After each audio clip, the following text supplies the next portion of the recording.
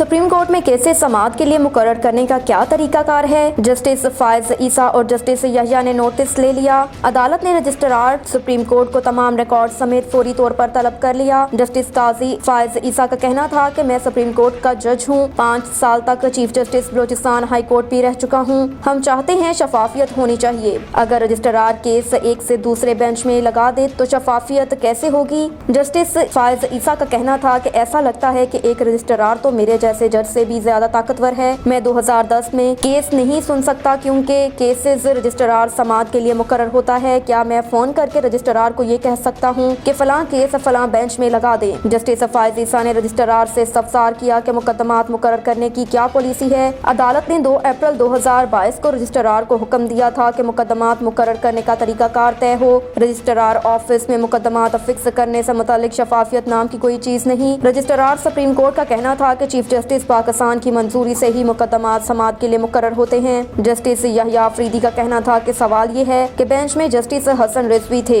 Bench क्यों तब्दील हुआ, केसेस फिक्स करने का क्या तरीकाकार है। साबिक सदर सुप्रीम कोर्ट बार अमानुल्लाह कुनरानी का कहना था कि लोग पूछ के थक गए लेकिन हमारे केसेस नहीं लगते। जस्टिस फायज ईसा ने रजिस्ट्रार से सवाल किया कि जस्टिस यहिया अफरीदी और मेरा बेंच तब्दील क्यों किया।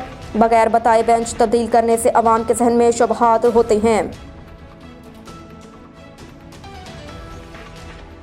इमरान खान अदालत पेश ना हो तो गिरफ्तार करना चाहिए। अपने एक बयान में हुकूमती तर्जुमान मरियम औरंगजेब ने कहा कि अदालत घड़ी चोर की हाजिरी का पूछ रही है जो अब तक पेश नहीं हुआ। फॉरेन एजेंट जमानत करवा के बैंकिंग कोर्ट पर मेहरबानी कर रहा है। तोशाखाना केस में फर्द जुर्म आयद होनी है, वहाँ से मफरूर है। घड़ी चोर तोशाखाना चोर पेश हो की आवाजें लगाई जा रही हैं, लेकिन इमरान खान गायब है। उन्होंने कहा कि घड़ी चोर फॉरेन एजेंट जवाब दे के तोशाखाना क्यों लौटा, खाना काबा की घड़ी क्यों बेची, बुशरा बीबी ने तोशाखाना के हीरों के हार क्यों बेचे। अदालत में पेश होकर जवाब दो। फॉरेन एजेंट खैरात के पैसे सियासत पे क्यों लगाए, अपने मुलाजमीन के निजी अकाउंट्स को मनी लॉन्ड्रिंग के लिए क्यों इस्तेमाल किया। जवाब लेकर आना। मरियम औरंगजेब का मजीद कहना था कि शौकत खानम अस्पताल की खैरात का पैसा प्राइवेट हाउसिंग सोसाइटी में क्यों लगाया। जवाब लेकर आना। ब्रिटेन क्रिकेट क्लब से लाखों डॉलर क्यों लिए, खैरात का पैसा सियासत में क्यों लगाया, फॉरेन फंडिंग मुल्क के खिलाफ क्यों इस्तेमाल की। जवाब लेकर आना।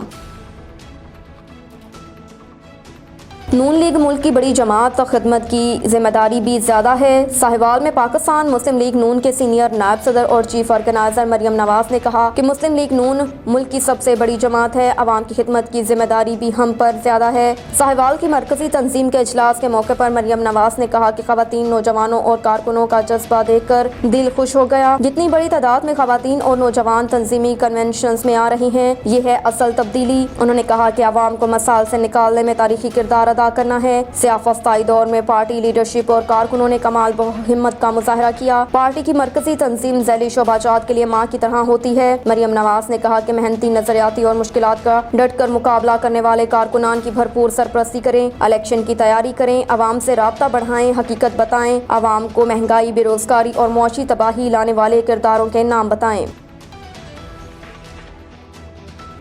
बेटे को जेल भरो तहरीक में शिरकत से मना किया था। जस्टिस रिटायर्ड नासिरा इकबाल ने चेयरमैन पीटीआई इमरान खान का नाम लिए बगैर कहा कि जो लीडर बना बैठा है वो तो जमानत कबल अज गिरफ्तारी लेकर घर बैठा हुआ है और बाकियों को कहता है जेल भरो। उन्होंने कहा कि बेटे को जेल भरो तहरीक में शरीक होने से मना किया था। जस्टिस रिटायर्ड नासिरा इकबाल ने मशवरा दिया कि पीटीआई को इस वक्त इलेक्शन मुहिम चलानी चाहिए। अवाम के खर्चे पर जेल में बैठने की हिकमत समझ से बालातर है।